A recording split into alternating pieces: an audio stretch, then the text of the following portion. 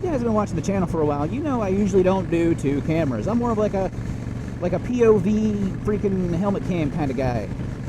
And honestly, that's mainly just easier to edit. Then I could just take the whole footage and just make little jump cuts, put it together, bang, video. Done. But I do like multicam angles though. Like, I think it's interesting being able to switch back and forth between like a rider cam facing me and the cam facing outward. And it's not that I'm opposed to two different camera angles. I mean, obviously the POV helmet cam is a given, but I'm not against having one pointed at me like this. So like a year and a half, 2 years ago, I actually bought the Insta360 X, which was a cool little camera. I mean, that thing blew my mind the first time I was playing with it. I was like, holy crap, this thing records everything. That's amazing. And the cool thing is it doesn't matter where it's pointed, because you can get whatever angles and whatever you want in post. It's beautiful. Blew my tiny mind. And heck, honestly, I like that camera so much, I ran it as a helmet cam for a while before I bought my GoPro Hero 10. And as great of a camera as that is, it can only export video in 1080p. And since this is current year, 1080p doesn't quite cut it. Now, if you're doing like wide shots, it's not a problem. Everything looks great, but if you want to like zoom in or anything like that, it gets really pixelated. And then you can really start to tell. So I ended up breaking down and I bought the Insta360 4X. And I would like to give all of you guys a big old thumbs up and a big old thank you, because ad revenue from last month paid for half of this camera. So thank you. Pretty much. Thanks for watching these videos. I mean, that's kind of why I do it. Well, I mean, you know, I make them for people to watch, but what I'm saying is, you know, I make them for fun, but I really want people to watch them. Now, there is something I didn't know about this camera, though. That kind of put me off a little bit, because I bought this thing yesterday afternoon after work. I got it home, charged it up, turned it on. I'm like, heck yeah, this is gonna be cool. And then it said, oh, connect the phone to the app so you can activate this thing. I said, what? What do you mean to activate? It's a camera. Turn on and record. That's it. That's all you need to do. What is this?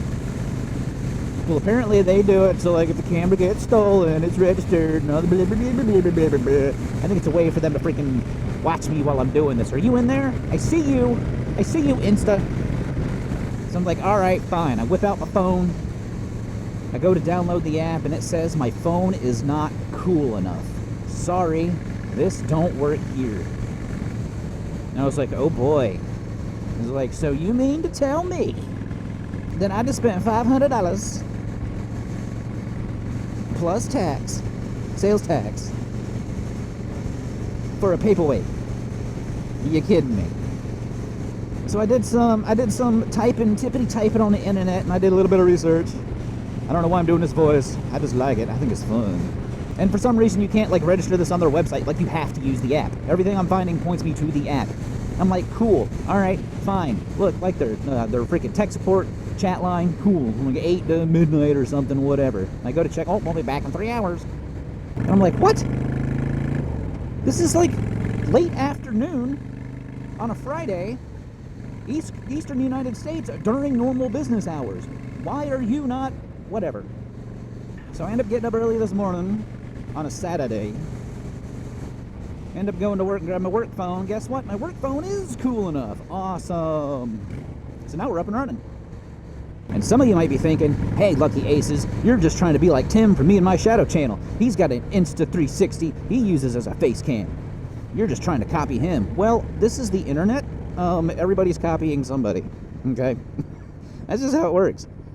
And honestly, if you're just starting out making YouTube videos, that's pretty much, it's kind of one of the pieces of advice I got.